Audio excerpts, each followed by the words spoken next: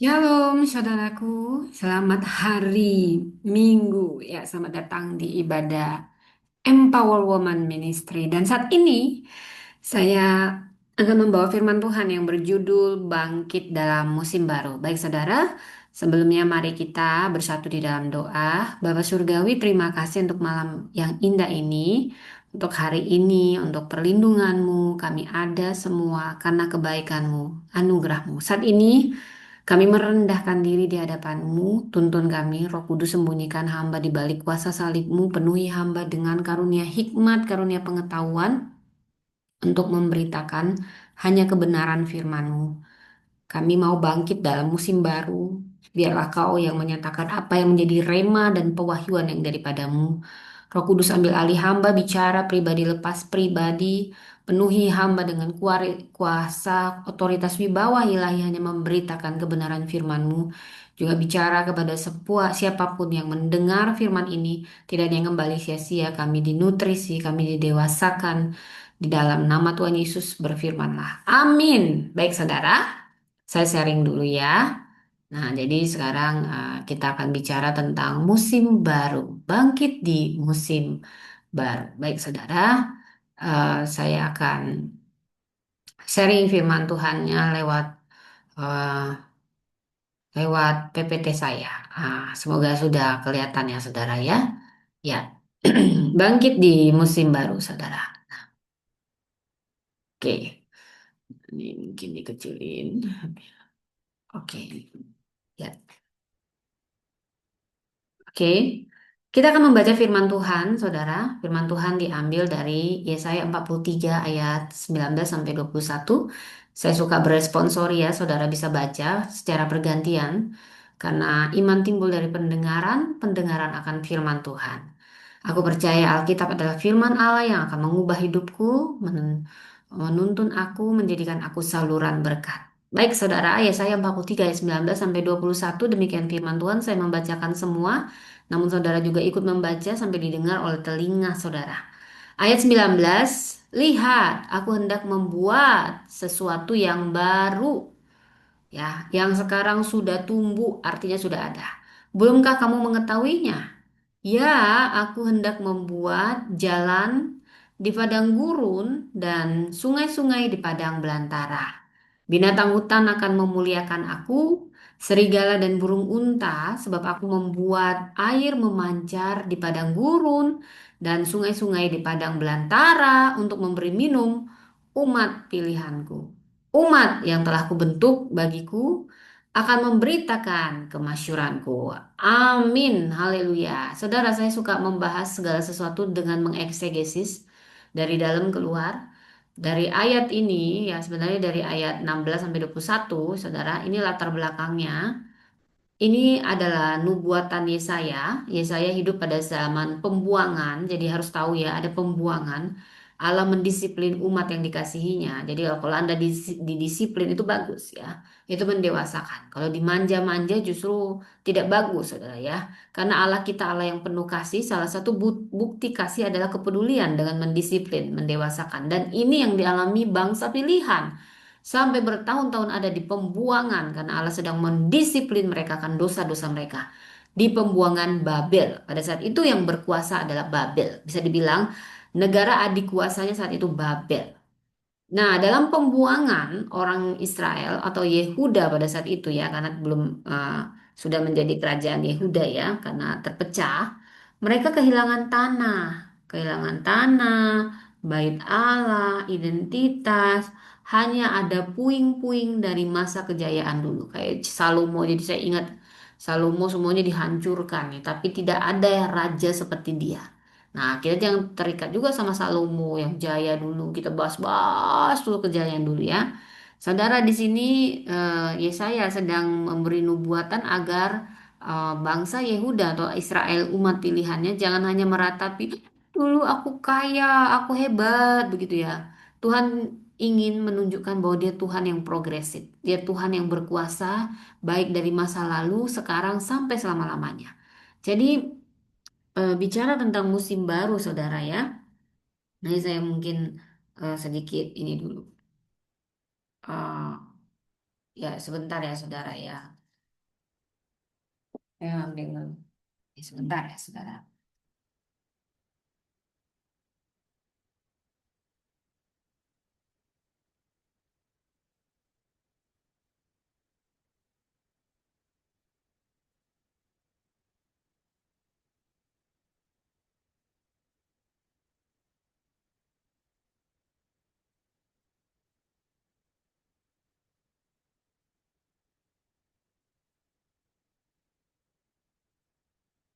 Ya, maaf ya, saudara.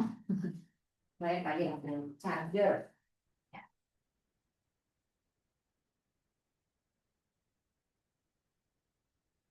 Oke. Jadi Tuhan kita Tuhan yang progresif ya. Jadi jangan hanya suka meratapi kejayaan masa lalu. Jadi Tuhan sedang memberi nubuatan kepada umatnya sekalipun dalam pembuangan bahwa Dia akan memulihkan dari masa lalu ya. Dia akan mengerjakan hal-hal yang baru karena Dia berdaulat atas apapun.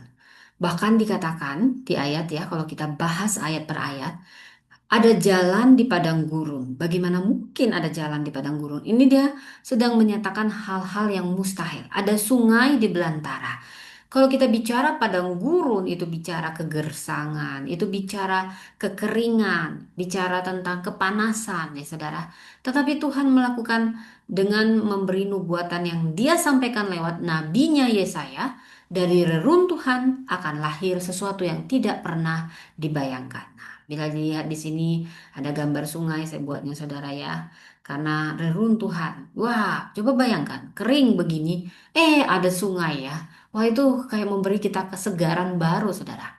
Saudara, kita membahas tentang musim baru. Musim baru, kita sedang membahas tentang kemuliaan Tuhan. Jadi segala sesuatu yang ada di dunia ini Tuhan ciptakan, tujuannya untuk memasyurkan namanya. Saudara, kita harus paham hidup ini. Musim akan selalu berganti. Kadang saya suka lagu-lagu lama, saudara ya. Lagu nostalgia, saya ingat ya, terkenang. Bapak saya dulu suka puter-puter lagu nostalgia, saudara. Ya, di sekolah yang kutunggu, kutunggu. Nah, ingat masa lalu ya kan? Ada yang seneng, ada juga yang menyedihkan ya. Nah, ini menunjukkan bahwa hidup manusia tidak statis, berputar katanya ya. Kadang di atas, kadang di bawah. Tapi ada juga firman Tuhan yang berkata bahwa kita hidupnya tidak selalu akan uh, di atas, di bawah gitu ya. Selalu ada musim, musim kelimpahan. Jadi tidak ada yang tetap, saudara ya. Makanya jangan sombong hidup ini ya. Nah, jangan merasa hebat gitu ya. Karena ada musim kekurangan, musim kelimpahan. Saat kelimpahan kita tahu harus menyimpan. Makanya selalu dibilang berjaga-jaga, jangan dihabisin semuanya. Nah, nanti terus ini orang-orang yang tidak disiplin kelihatan ya. Musim kekurangan, musim tawa, musim air mata ya. Tapi setiap musim Tuhan hadirkan dan Tuhan izinkan, selalu ada tujuan, selalu ada maksud. Tuhan itu bukan iseng, ada tujuannya. Tuhan membuat air memancar di padang gurun, ini bicara hal yang sangat mustahil. Dan di padang belantara untuk memberi umat pilihannya suatu kelegaan, memberitakan masyur ya saudara ya. Ini sejenak, jadi pada saat itu mereka ada di pembuangan. Nah, saudara, dari sini kita akan belajar, saudara. Yang pertama, saudara, ya, jangan terjebak pada masa lalu. Ya, saya dulu nyetir mobil itu penuh pergumulan. Jadi hanya tiga yang mau saya bagi pesan di sini untuk kita bisa bangkit di musim baru. Saya kalau mau dulu belajar mobil ya betul-betul hati-hati. Saya akan duduk, saya rapatkan bangkunya ke depan, lalu saya bahkan tidak pakai sepatu, saudara. Saya ingin merasakan sampai sekarang ke bawah juga, jadi bahaya juga. Nggak tahu, saya selalu nggak mau pakai sepatu kalau bawa mobil, saudara. Saya ingin merasakan. Bahkan dulu saya sebelum pinter naik mobil karena berkali-kali saya kecewa, saya takut ada trauma dengan papa saya karena marah-marah kalau ngajarin saya naik mobil. Saya dulu kerja di Aceh, saya datang ke Medan, saya belajar, ada niat. Ternyata nggak cukup hanya niat ya, saudara. Ada juga keadaan yang mendukung ya. Tapi selama ada niat, walaupun keadaan tidak mendukung, selalu ada jalan. Saya percaya selalu ada jalan.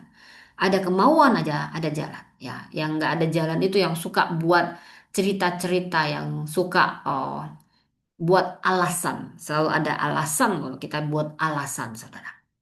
Tapi di sini saya hampir nggak mau lagi ketika saya dimarahin papa saya. Namun saya bilang karena suami saya kerja di luar, saya harus belajar berlatih naik mobil. Mau nggak mau saya harus mandiri. Ya, kadang kadang kita bersyukur saudara dalam tiap keadaan. Kalau kita tahu Tuhan saya belajar apa dari sini. Ya, nah, saya memutuskan Tuhan, aku harus bisa untuk anak-anakku, untuk diriku juga, dan untuk suamiku. Jadi aku mau belajar. Nah, aku ada trauma sebelumnya dengan papaku, tapi aku belajar untuk tidak terjebak pada masa lalu. Dan pada saat itu, saudara, jadi dalam kesehari-harian Tuhan banyak mengajarin kita. Karena saya sangat berhati-hati, suami saya walaupun mengajari saya, dia juga mengkursuskan saya. Nah, pada saat kursus itu, saudara, saya harus selalu lihat ke depan. Nah, saya bahkan duduknya akan rapat, saudara ya. Nah, kemudian saya jarang melihat ke spion. Kapan saya melihat ke spion, saudara? Saya itu kalau mau rating kiri, rating kanan, ya. Kalau saya mau lihat ke sini, baru saya lihat spion.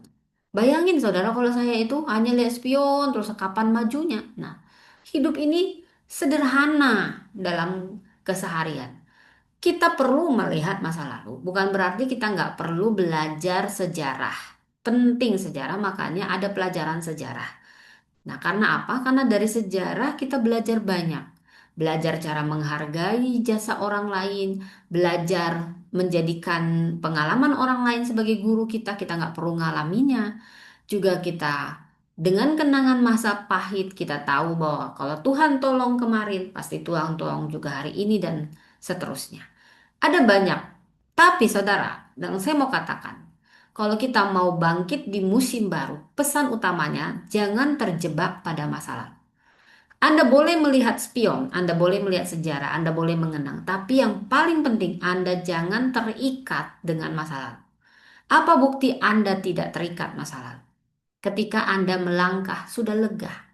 Kalau Anda masih terikat masa lalu, berarti Anda sedang terikat sesuatu, saudara. Itu kayak saya buat gambarnya seperti ini ya, saudara.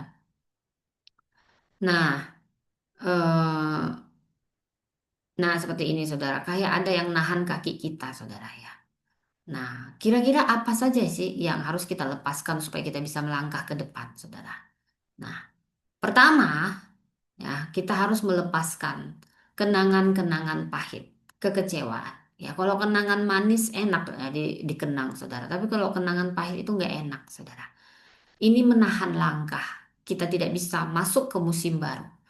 Karena ada luka, ada kekecewaan, ada rasa bersalah, ada kenangan indah juga. Ini ternyata tidak baik, saudara. Kalau kita hanya selalu kenang, kenangan indah, masa laluku bersamamu. Nah, saudara, ya, saya hanya menatap kaca spion. Kalau saya mau rating kiri, rating kanan, supaya saya tidak menabrak yang masih di sebelah saya. Dia bisa saja menyalip saya, saudara ya, karena kita jalannya di sini, jalannya di sini, saudara. Nah, tapi saya akan lebih sering fokusnya ke depan karena memang saya mau menuju ke depan. Nah, kalau saya mau mundur, saudara, kalau naik mobil itu benar-benar mencerminkan kehidupan ini. Anda mau maju ke depan, Anda fokus ke depan. Anda mau maju ke mundur ke belakang, Anda fokus di spion. Kapan kita lihat spion? Kalau kita mau mundur sedikit. Kadang ada saatnya kita mundur untuk kita maju. Ya, dia naik step. Nah, tetapi yang mau saya bagi, pertama, kalau Anda mau bangkit di di musim baru, jangan terjebak pada masalah. Tapi bukan berarti kita tidak bisa mengenang. Ada banyak hal yang bisa kita pelajari dari masalah. Saudara, sebelumnya saya akan bahas ini, kenapa Tuhan suruh jangan ingat-ingat yang lalu. Ya, jangan ini. Ya, jadi memang ini syarat. Saya suka Yesaya. Yesaya nabi yang martir, matinya martir digergaji oleh anaknya Hizkia. ya. Dia bersedia. Ini aku, utuslah aku. Dia berani membawa kabar musim baru, walaupun itu membuat dia dibenci atau tidak disukai. Dia berani ke musim baru karena dia tahu ada panggilan Tuhan yang lebih besar daripada ketakutannya. Nah, saya juga suka Nehemia. Banyak puing-puing. Kita kemarin sudah belajar tentang Nehemia. Dari puing-puing bangkitlah Yerusalem. Nah, kita akan masuk ke musim baru, saudara. Doa melahirkan visi. Visi melahirkan ketekunan. Dan itulah jalan pemimpin sejati. Ya, saudara. Jadi kita gereja itu bukan gedungnya, kita gereja. Jangan terjebak dalam nostalgia, karena Allah kita tidak terbatas oleh tradisi. Tuhan tidak berubah, tapi cara bekerjanya Tuhan selalu baru. Tuhan aja cara bekerjanya selalu baru, update ya saudara ya. Dia nggak pernah, dia suka menciptakan hal-hal yang baru saudara. Nah, jadi kalau kita bayangkan naik mobil saudara ya, fokus kita harus ke depan. Kadang ada yang harus kita lepaskan. Kalau kita mau mundur sedikit, memang kita harus lihat spion. Tapi kalau kita mau maju, kita akan lihat ke depan. Kapan kita lihat spion? Kalau kita mau ke kiri atau ke kanan, saudara. Saya sangat terinspirasi dengan seorang yang bernama Nelson Mandela. Dia tidak mau terjebak dengan masa lalu. Bayangkan, dia bisa saja memilih kepahitan. 27 tahun di penjara.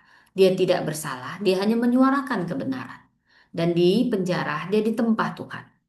Jadi ada niat-niat Tuhan mengizinkan bahkan orang benar harus mengalami sesuatu kemalangan. Seperti Yusuf. Yusuf di penjara, Yusuf difitnah. Ternyata Tuhan izinkan itu. Ya, ini bukan salah Yusuf. Saya tidak cerita tentang kamu masuk penjara, oh ini memang karena niat Tuhan, bukan. Karena kalau kamu karena memang kamu mencuri, kamu korupsi, kamu pantas. Ya, tapi kalau bukan karena suatu kesalahan, tapi Tuhan izinkan, percayalah. Selalu katakan, Tuhan apa yang harus aku pelajari dari sini? Yusuf banyak ditempah di penjara. Nelson Mandela, dia melakukan yang benar, dia membela supaya tidak dibedakan antara kulit putih dan kulit hitam. Saudara, dia bisa saja balas dendam ketika dia dikeluarkan dari penjara. Tapi dia memilih tujuannya lebih besar, visinya lebih besar. Dia tidak mau melangkah dengan ke depan itu dengan terus mengulang masa lalunya. Dia. Jadi dia 27 tahun dia bisa dendam tapi dia berkata, kebencian itu seperti meminum racun. Kita yang minum racun tapi kita berharap orang lain yang mati, Saudara. Itu tidak mungkin. Kalau kamu mau maju, kamu harus lepaskan masa lalu, kepahitan masa lalu.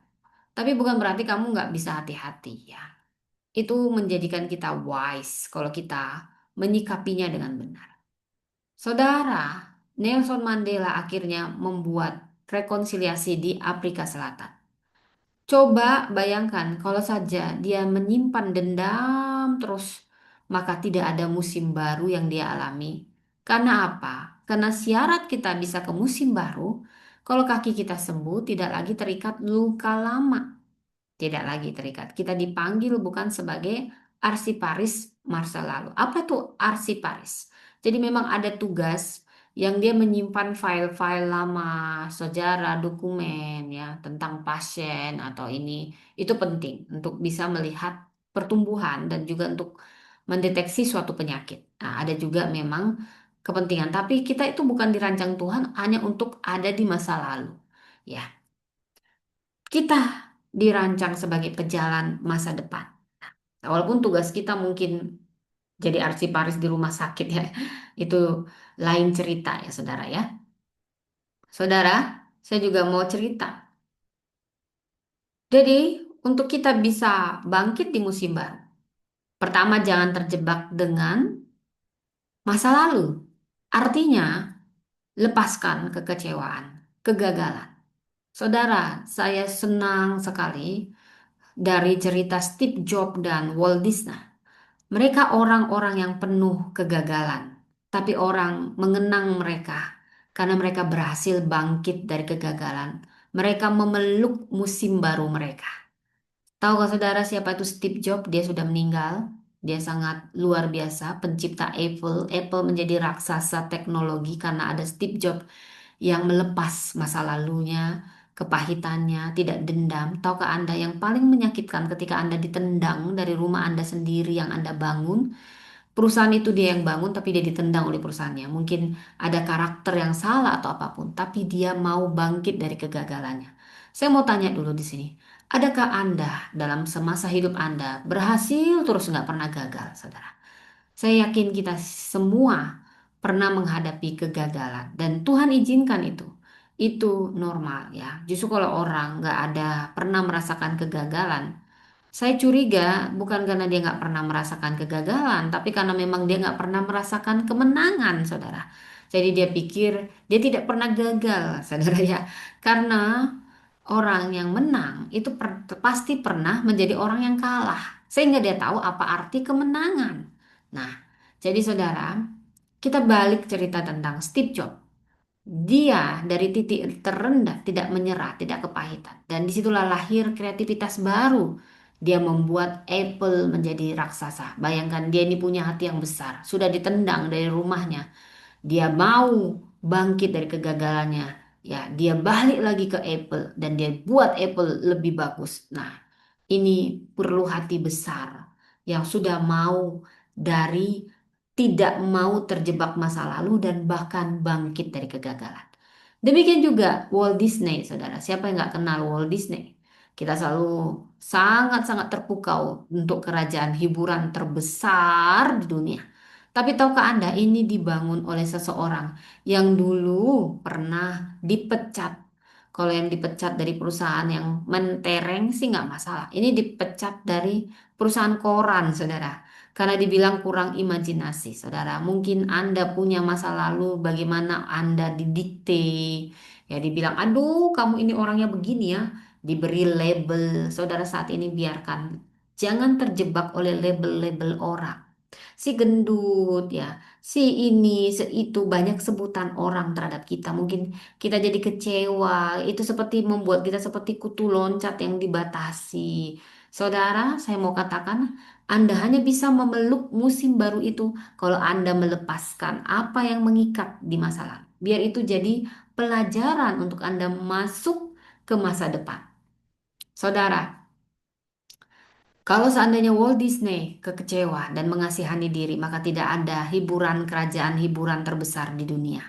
Ya, atau dia tidak akan pernah menjadi pencipta itu. Mungkin orang lain yang berhati besar dan mau bangkit akan menciptakan hal yang lebih besar juga. Saya percaya, saudara, Tuhan itu tidak akan terhentikan oleh orang-orang bebal yang nggak mau bangkit. Dia akan pakai yang lain, saudara.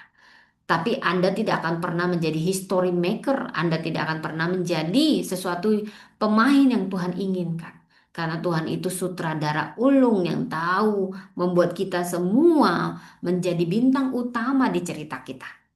Ya, saudara Walt Disney, dia tidak mau terjebak masa lalunya. Ya, dia bangkit dari kegagalannya. Saudara, kamu tidak bisa masuk melangkah ke musim baru kalau kakimu masih terikat di masa lalu. Siapa sih kita nggak pernah gagal?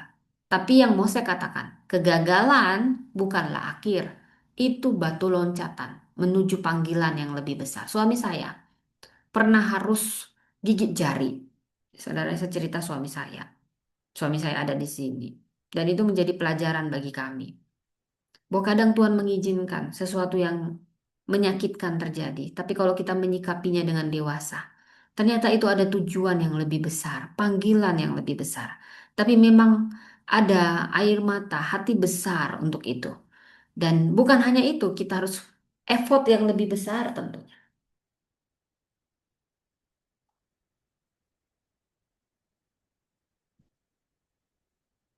Ketika dia tidak diterima atau diselesaikan dengan hormat, hanya untuk manipulasi pengurangan biaya.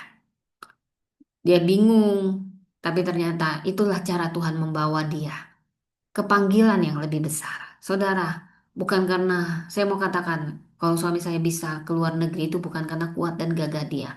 Walaupun memang ada bagian yang harus dia ambil, saudara. Yusuf itu kasih karunia Tuhan, tapi bukan berarti Yusuf diam-diam aja, "Hah, aku kan di penjara." Nggak seperti itu juga. Ada yang kamu ambil bagianmu, dan ada yang bagian Tuhan. Promosi itu dari Tuhan, tapi akan sia-sia, kehilangan kalau kamu tidak melatih dirimu, tidak ada persiapan. Itu yang dialami suami saya. Ternyata persiapan dia dari dulu, kegagalan dia yang dia sikapi dengan dewasa, itu persiapan dia untuk suatu misi yang besar, misi jiwa-jiwa, saudara. Tapi kami ini orang yang disiplin. Orang saya itu orangnya disiplin, saudara. Saya itu bisa melihat orang, ya. Saya jangan pikir saya diem itu karena belas kasihan, tapi ada saatnya saya disiplin orangnya. Sama mahasiswa saya biasa ngajar S2. Jadi kadang saya kesulitan kalau harus ngajar ibu-ibu, bapak-bapak, ya. Kadang saya tahu orang-orang yang suka memanfaatkan, kadang nggak tahu diri juga yang memanfaatkan, ya. Tapi saya membiarkan sampai Tuhan bilang pergi-pergi, ya. Saudara, ada hal yang lebih besar yang Tuhan siapkan. Saya suka Steve Jobs. Ada banyak pelajaran dari Steve Jobs. Dia orang yang luar biasa Tuhan pakai. Dia punya musim kelam, tapi dia bangkit di musim baru. Dia mendirikan perusahaan baru, Next Pixar. Dia kembali membawa inovasi baru. Dia bukan hanya mengubah dirinya, tapi dia mengubah dunia. Hidup kita mungkin kadang sangat menyakitkan, apalagi saat dipecat dari kesempatan yang kita sangat sukai. Tapi percayalah, ketika kita punya hati besar, mau melepaskan itu, Tuhan mampu memulihkan dan memberi musim baru yang jauh lebih berbuah. Jadi, seperti yang dinyatakan oleh Steve Jobs, hidup kadang menghantam kepala kita dengan batu. Tapi satu hal, jangan kehilangan iman. Saya juga senang Elon Musk. Elon Musk yang terkaya sekarang di dunia. Tahukah Anda? Dia punya banyak kegagalan. Dia sering diremehkan, dianggap aneh. Tahukah Anda? Kalau Anda dianggap aneh, jangan-jangan karena Anda akan menjadi orang-orang besar, saudara. Tapi anehnya yang bagus ya, yang positif ya. Ya, sebenarnya Steve Jobs dianggap aneh. Elon Musk dianggap aneh. Karena mereka punya hal yang luar biasa, tapi mereka disiplin.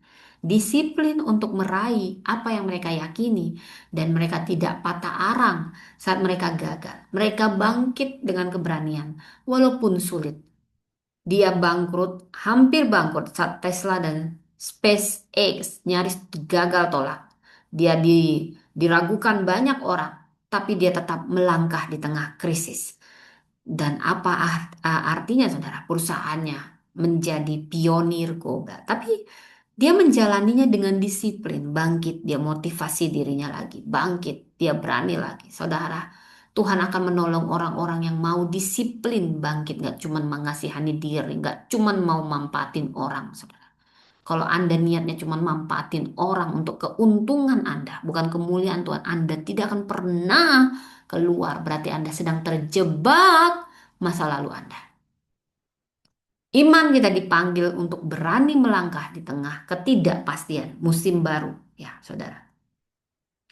Saya suka Abraham Lincoln. Jadi saya akan banyak cerita tokoh-tokoh sejarah yang punya kesamaan ternyata. Abraham Lincoln, dia muda ya karena dia pada akhirnya dibunuh.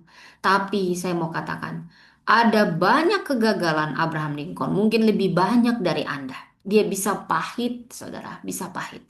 Tapi dia berani berubah. Sehingga musim baru bukan hanya itu membawa terobosan buat hidupnya, bukan hanya hidupnya, tapi dunia diberkati dengan kehadiran Abraham Lincoln.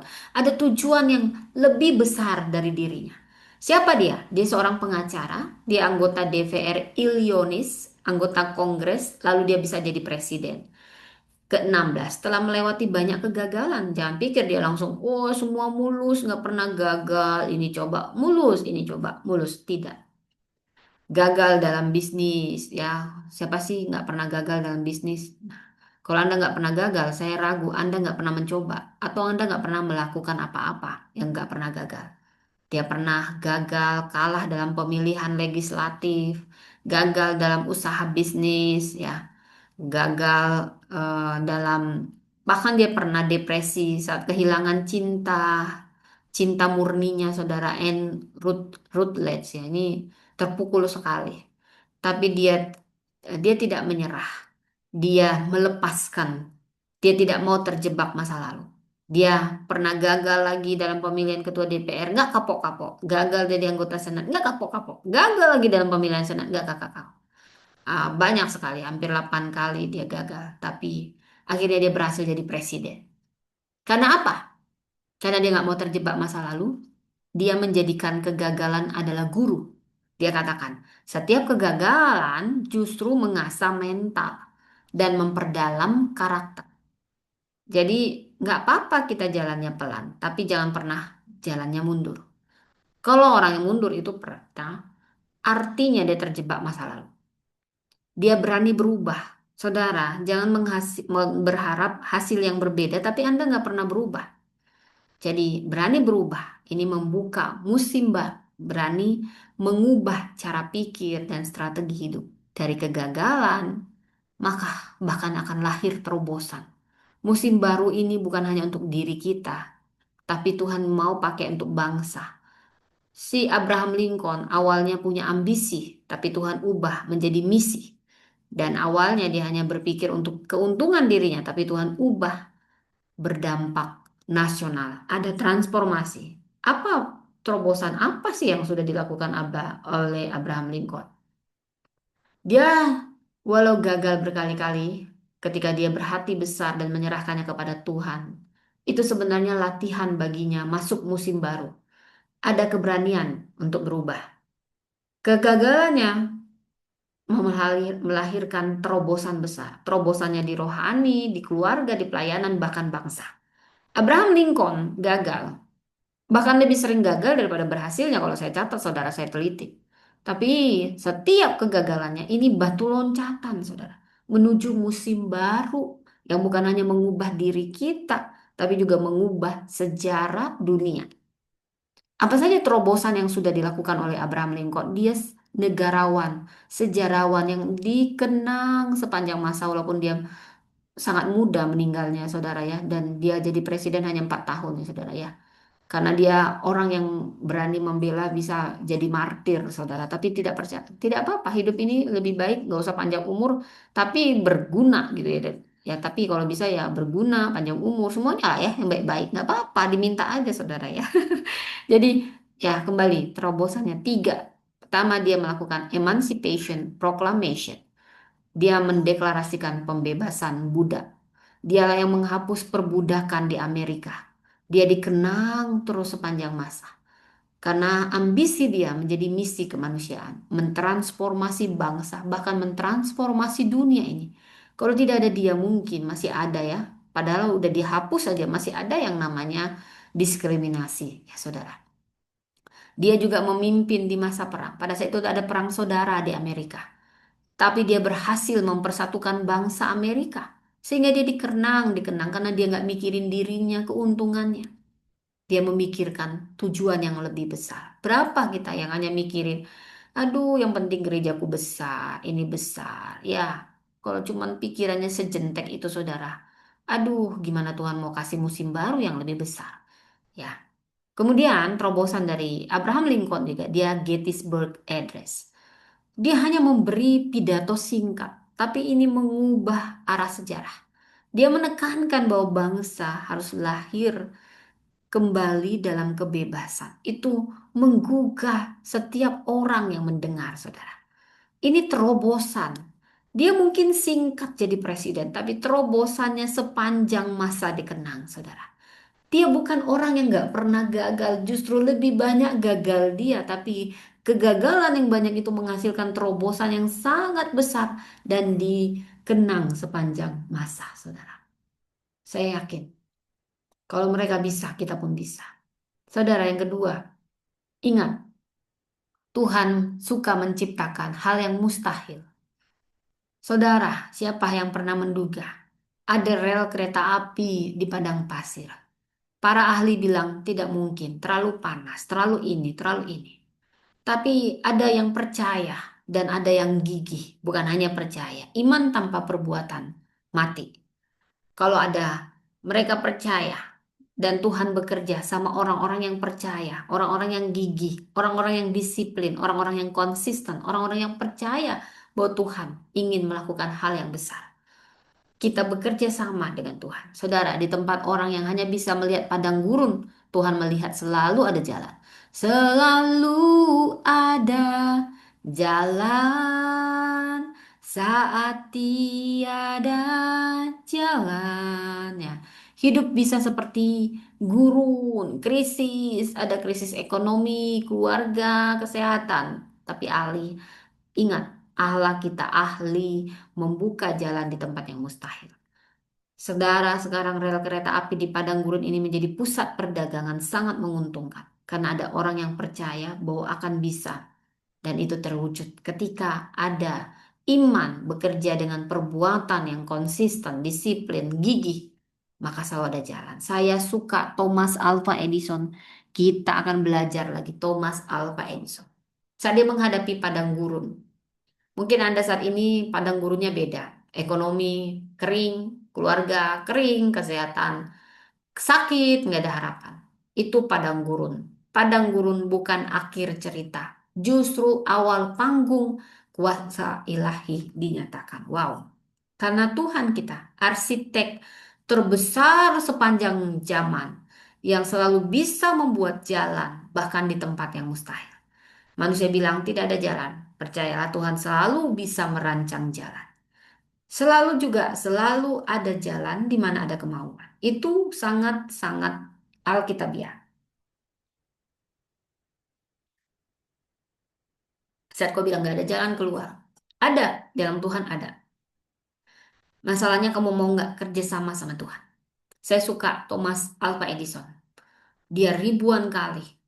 Dan dia akhirnya berhasil menemukan bola lampu.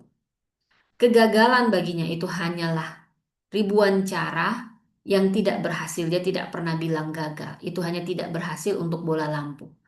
Ya, saudara.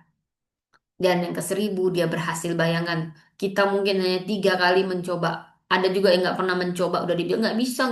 Pada belum pernah dicoba. Ada yang diparahin. Memang parah orang kayak gini, saudara. Ya, dicoba dulu nggak bisa nggak apa-apa. Berarti ada yang perlu diubah caranya. Karena itu bebal juga udah nggak bisa ya kan, saudara. Nah, itu beda cerita. Nah, kita cerita lagi yang lain. Nah, tapi dia tidak pernah menyerah. Kegagalan bukan akhir. Itu sarana Allah menempah kita. Kalau ada ketekunan, ada iman, ada pengharapan, ada tindakan. Firman Tuhan di Roma 5 ayat 3 sampai 4. Dan kesengsaraan menimbulkan tahan uji, menimbulkan ketekunan, ketekunan tahan uji pengharapan, dan pengharapan dalam Tuhan tidak pernah mengecewakan. Saudara, Tuhan mampu menciptakan jalan di tempat mustahil. Kita belajar dari Thomas Alva Edison. Ribuan kali, saudara. Saya yakin belum ada yang ribuan kali tetap mau. Ada. Coba tunjuk tangan. Ada. Mungkin sekali aja. Bahkan belum dicoba aja Anda udah langsung ngomong. Nggak bisa, nggak bisa. Anda hanya bilang begitu ya. Ini orang-orang bebal. Bertobat di sini yang sudah bebal ya. Saya tidak gagal. Saya hanya menemukan ribuan cara. Melihat jalan di gurun kegagalan. Kegigihan. Saudara, di tengah gurun kegagalan selalu ada jalan yang Tuhan buka. Dia ahlinya, dia arsiteknya. Dia bekerja dalam hidup kita. Saat pintu tertutup, percayalah Tuhan selalu punya jalan. Selalu ada jalan. Nah, jadi saudara, lepaskan luka, lepaskan kekecewaan. Lepaskan juga kenangan indah yang kau selalu agung-agungkan ya saudara. Karena Tuhan itu suka yang baru. Janji Allah bagi kita di musim baru apa? Jalan baru di padang gurun. Tuhan ahlinya membuka solusi di tempat yang mustahil, bahkan di tengah krisis. Sungai-sungai di padang belantara, pemulihan, kesegaran, dan berkat mengalir saat kita percaya. Umatnya memuliakan Allah, hidup menjadi saksi. Ya, saksi kemuliaan Tuhan. Jadi, saudara, janji Allah, Dia akan memberi jalan di tempat yang mustahil. Berkatnya pasti mengalir dan kesempatan memuliakan Dia melalui hidup saudara. Jadi, pesan yang ketiga, musim baru selalu membawa tujuan yang lebih besar, kemuliaan Tuhan. Kita ada ini semuanya tujuannya untuk memuliakan Tuhan. Musim baru bukan tentang berkat baru, tapi kemuliaan Tuhan, saudara. Ya. Saya, kalau kita bahas musim baru, oh itu pekerjaan yang lebih baik, dapat promosi, berkat lebih besar, gaji lebih besar, hidup lebih nyaman. No, itu bukan hanya seputar itu kecil banget, saudara. Musim baru, bagaimana kita bisa berani bersaksi tentang Tuhan, semua Tuhan yang dimuliakan, bukan kita, bukan bahas tentang kita, tapi bahas tentang Tuhan. Seperti Abraham Lincoln, akhirnya dia menghapus perbudakan. Itu bukan untuk dia, itu untuk kemuliaan nama Tuhan. Lebih setia, itu harus membuat kita jadi lebih setia, bukan jadi malas-malasan, aku udah nyaman. Bukan. Dan kita lebih mengutamakan Kristus dalam kehidupan kita. Musim baru ini bukan tentang apa yang kita dapat, tapi siapa yang kita muliakan. Ya. Dan musim baru itu untuk kemuliaan Tuhan. Ya, hidup ini tidak ada yang menetap. Selalu ada musim. Musim akan selalu berganti. Kasih Tuhan tetap abadi. Tak pernah berubah untuk selamanya. Kau tetap setia. Saudara, kalau saya nyanyi nanti nggak habis-habis gitu ya, saudara ya. Aduh, ini kapan habisnya? Ya bisa-bisa. Saya akan fokuskan.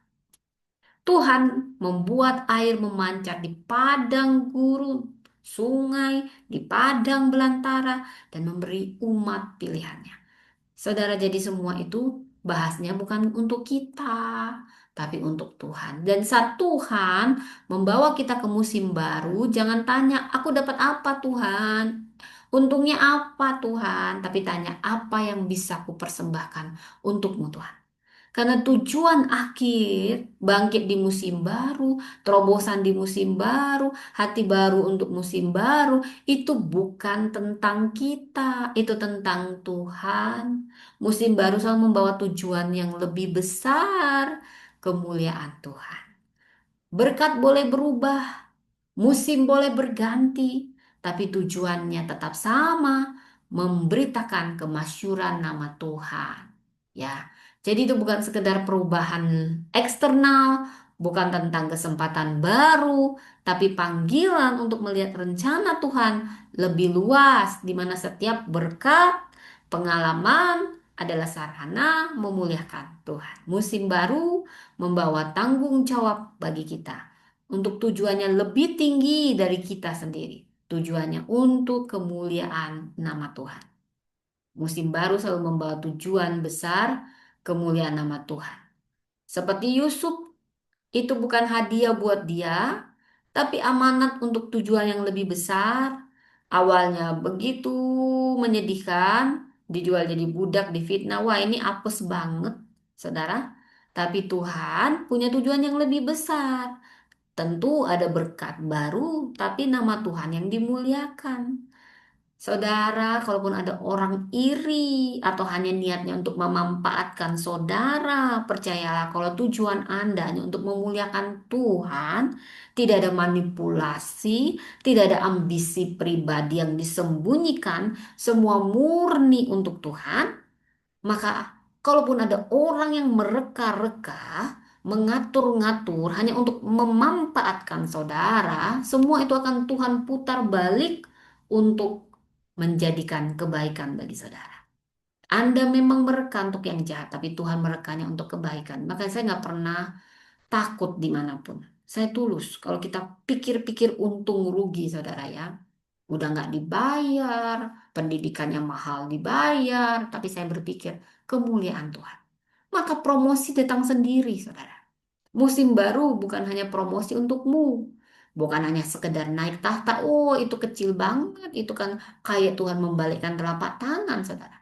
Tapi ada rencana yang lebih besar dan itu butuh hati yang besar, butuh disiplin yang besar, butuh fokus yang besar. Jadi kuncinya jangan terjebak masa lalu. Percaya selalu ada jalan dari Tuhan dan tujuannya lebih besar untuk kemuliaan nama Tuhan. Saudara, itulah bangkit di musim baru. Kita belajar dari orang-orang yang juga sudah mengalami musim barunya. Mereka bangkit, bukan berarti mereka nggak pernah gagal. Mereka bangkit dari kegagalan. musim baru pun dimulai. Kita belajar dari Steve Jobs, Walt Disney, dan kita belajar dari orang yang sangat menginspirasi, Abraham Lincoln, Elon Musk. Mereka memeluk musim baru mereka setelah mereka berani, walaupun sulit, berani berubah. Siapa sih kita yang sempurna? Tapi mau nggak kita berubah? Kalau kita mau berubah, jangan kamu menganggap perubahan, tapi kamu nggak pernah berubah. Bohong itu, bohong omong kosong. Disiplin. Kamu mau ini disiplin. Jangan bilang, aku hanya memanfaatkan orang. Wah, kamu kecil banget. Itu kecil. Kalau kita juga belajar dari Albert Einstein, bahkan seorang perempuan yang sederhana tapi banyak membawa perubahan di Eropa. Yaitu eh, yang dari Jerman, saudara ya lupa namanya. Dia bangkit dan dia memberi buah. Jadi harus berani berbuah, berubah, bangkit dari gagal, dan tujuannya memberi buah. Bukan untuk dirimu. Kalau untuk tujuannya untuk dirimu, wah nggak kemana-mana kamu. Puter-puter di situ. Jadi bangkit di musim baru. Apa artinya? Kita tidak dipanggil untuk membereskan hanya puing masa lalu. Kita dibawa masuk ke jalan baru. Musim baru artinya apa? Tidak terjebak masa lalu. Berarti kita sudah lepaskan masa lalu. Kita percaya Tuhan ajaib ahlinya di tengah kemustahilan. Dia akan selalu bisa membuka jalan bahkan di gurun kehidupan. Dan musim baru itu hidup untuk memuliakan Tuhan. Terobosan baru, berkat baru itu bukan untuk kita, tapi untuk Tuhan. Bukan sekedar perubahan suasana. Itu kesempatan ilahi untuk kita bisa melihat kuasa Tuhan nyata dalam hidup kita dan hidup kita menjadi alat kemuliaannya. Demikian firman Tuhan, saudara, dan Tuhan memberkati. Mari kita berdoa. Terima kasih Tuhan untuk firman-Mu yang luar biasa. Tuntun kami. Kami mau melepas masa lalu, tidak terjebak dengan masa lalu. Kami mau bangkit. Kami mau Kau perlengkapi dan kami percaya Kau Allah yang kreatif, yang selalu bisa membuat hal yang besar dan selalu menjadi perancang bahkan di tengah kemustahilan. Kami percaya hidup kami akan mengalami terobosan. Ini bukan tentang kami, tapi menjadi berkat. Ini tentang Engkau, namamu dimuliakan. Tolong kami, ya Tuhan. Di dalam nama Yesus kami berdoa. Amin. Demikian firman Tuhan. Sampai jumpa lagi di ibadah selanjutnya. Tuhan memberkati. Amin.